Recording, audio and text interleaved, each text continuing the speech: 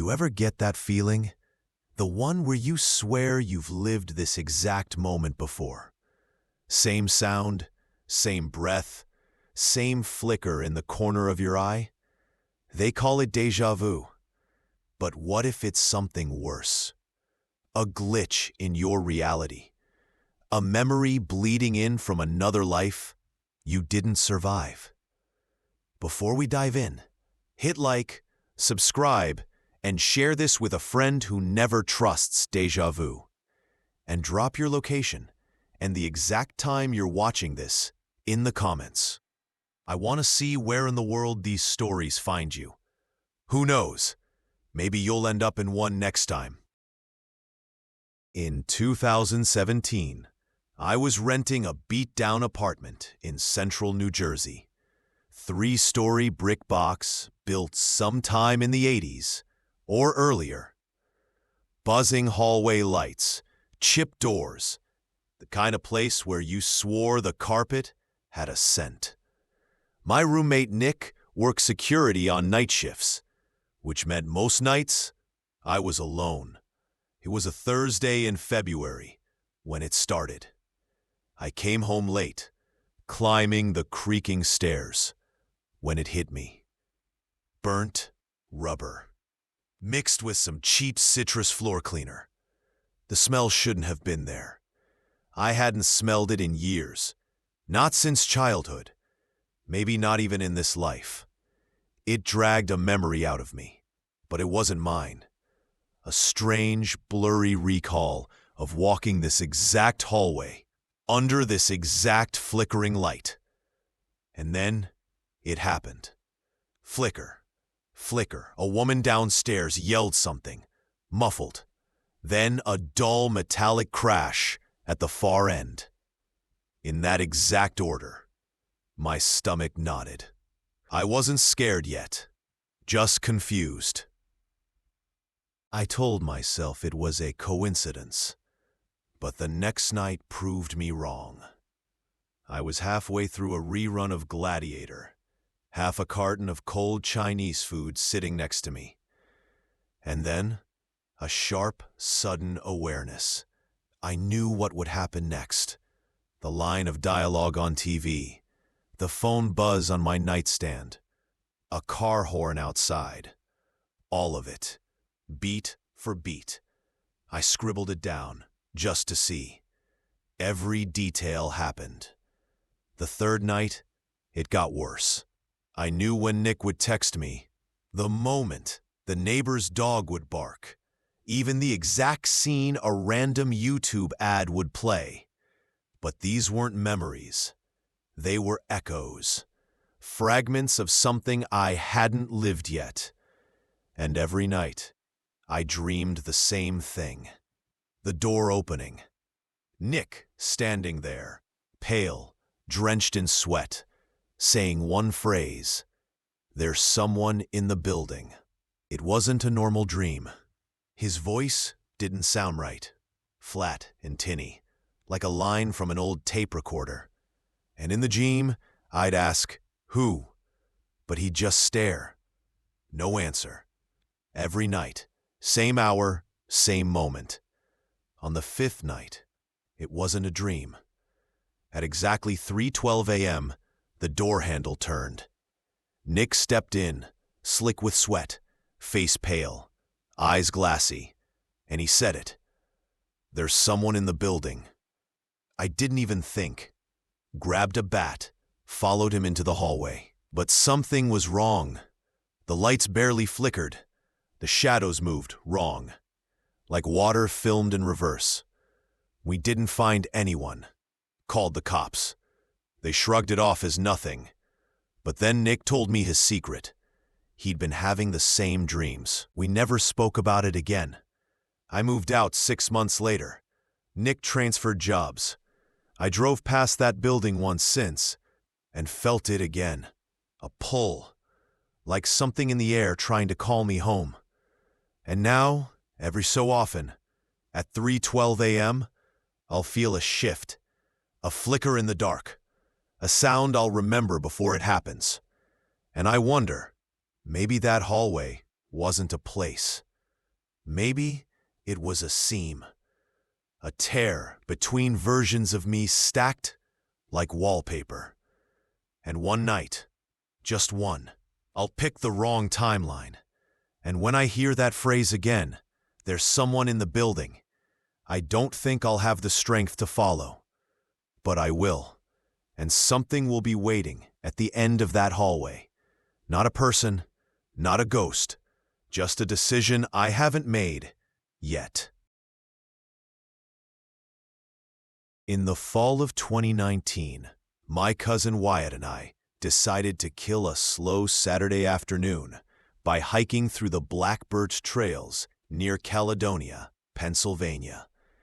A tiny town surrounded by state forest, miles of woods where people dumped old cars and whispered about ghost sightings.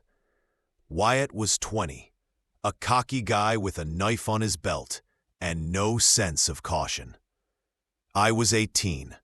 I didn't scare easy, but something about that day. The air was too still. The trees didn't move. I didn't say anything when we crossed an old splintered fence post. Didn't mention the sick wave of deja vu that crashed over me when we passed a hollow tree with a gaping knot in its side. I'd never been there before, except somehow I knew what was up ahead. I remembered a 2-story house with peeling green paint, a sagging porch, a busted step, a shattered window on the second floor with brittle vines curling up the side. I saw it in my mind, every detail clear as day. We kept walking, and when it appeared in front of us, exactly as I pictured, I stopped cold. Wyatt just laughed, said it was probably some old hunting shack, but I could feel something in my stomach drop. I didn't tell him I knew there was a woman upstairs. Not yet. The front door hung crooked on one hinge. The inside smelled of rot and cold dust. Every floorboard complained under our weight. The first floor was empty. A sagging couch, a fireplace choked with ash, a kitchen eaten by mold, and one hallway, a closed door at the end.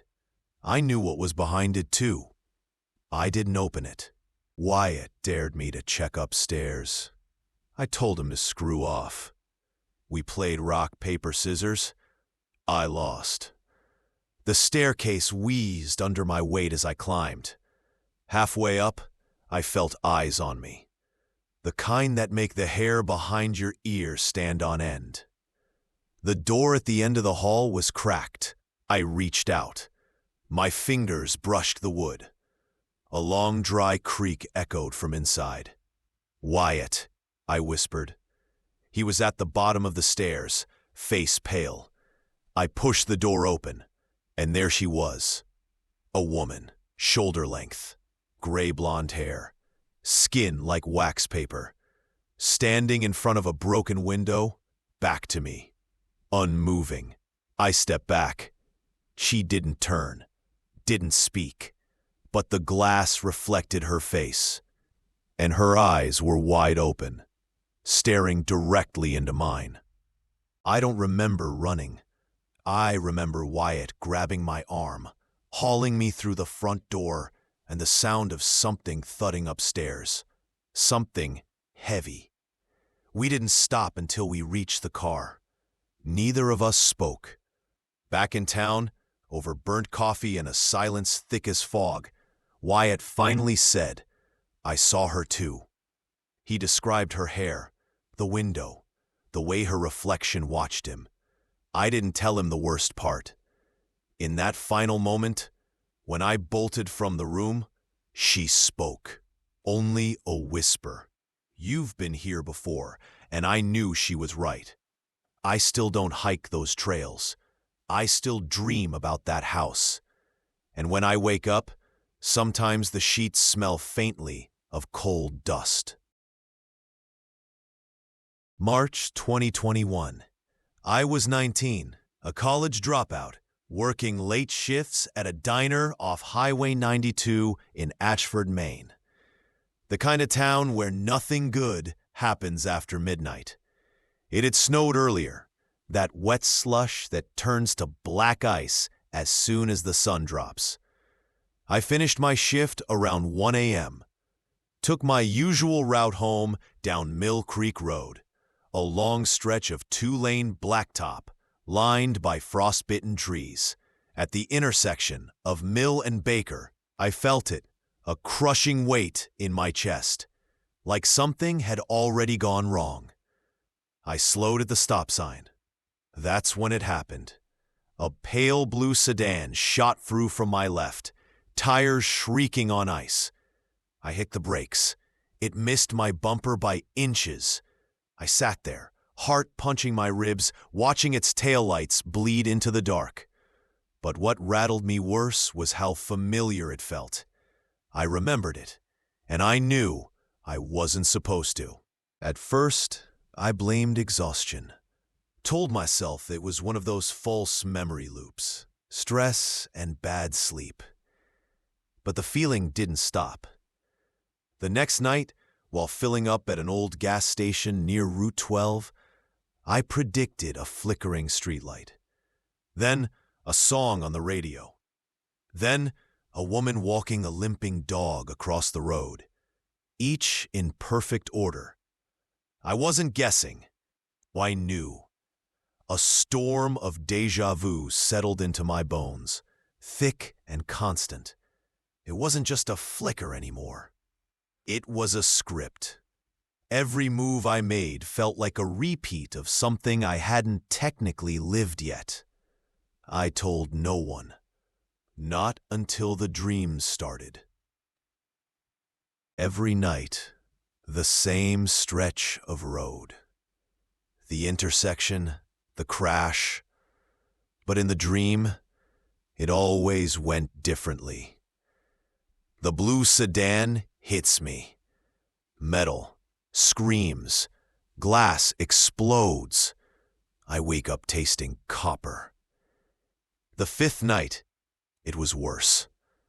I climbed out of the crumpled car in the dream and saw myself still in the driver's seat. Eyes open. Blood on my collar. A long split across my temple. Chest barely rising. I was alive and also dead at the same time. That night, I made a promise. I wouldn't take Mill Creek Road again. The next evening, I left work early, took a long detour through the industrial side of town, avoided that intersection like it was a disease. Around 2 a.m., my phone buzzed. A message from Caleb, a guy I knew from the diner. "You good?" "Why?" "Crash on Mill and Baker. Looked like your car. Guy didn't make it." I pulled over, stomach twisting. Same intersection. Same time. Same make. Same color of my old beater.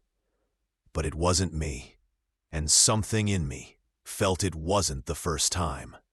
I've wondered since if maybe I slipped a version of myself in that intersection. That in one thread, I died, and in another, the luckier me took the longer route. I don't drive late anymore, and every time a moment feels too familiar, too rehearsed, I slow down. Because maybe the deja vu isn't a glitch. Maybe it's a warning. And maybe one day, I won't dodge it.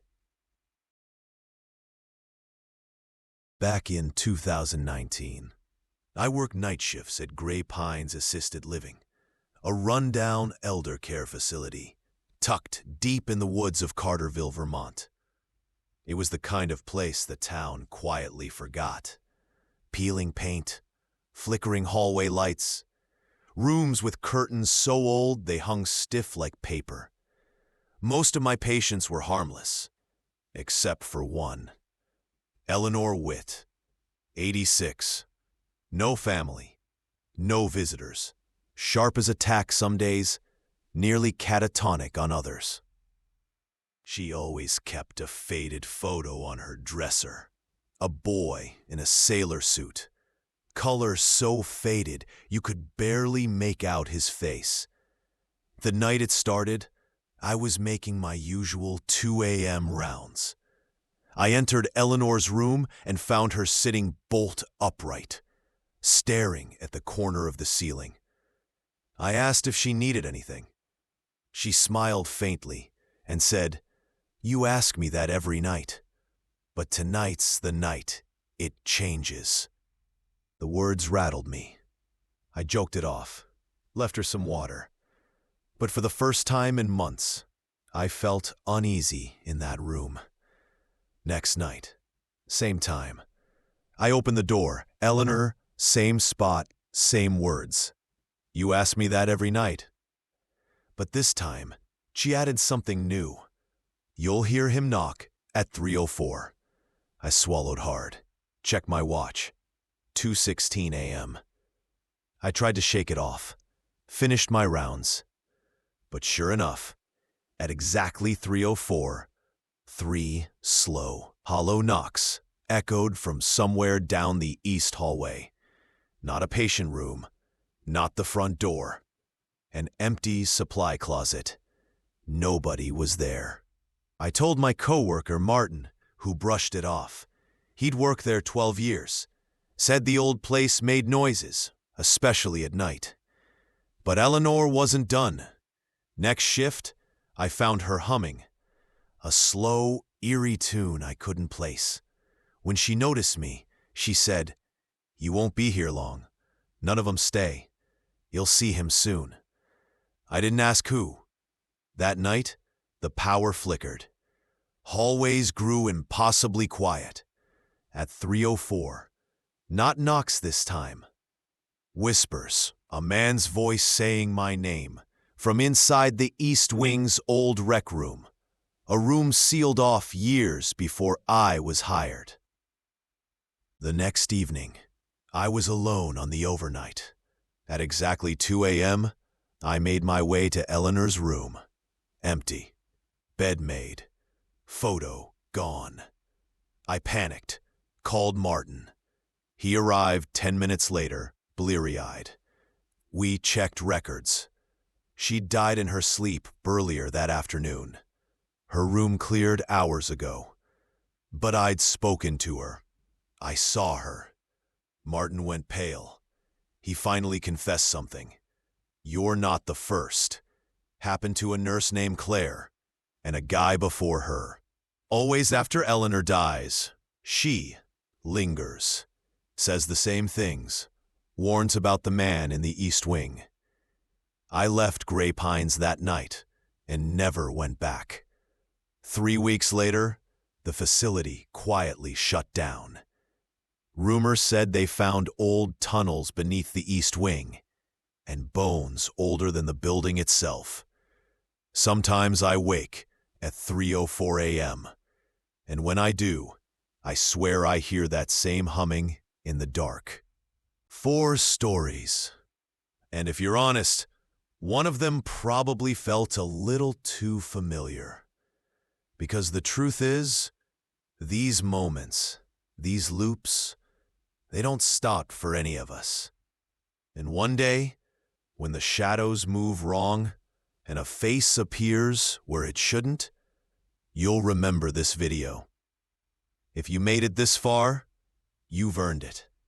Hit that like button, subscribe for more true horror stories every week, and drop a comment with your city, the time you're watching, and the weirdest deja vu you've ever had. We read them all. Until then, stay out of the loops.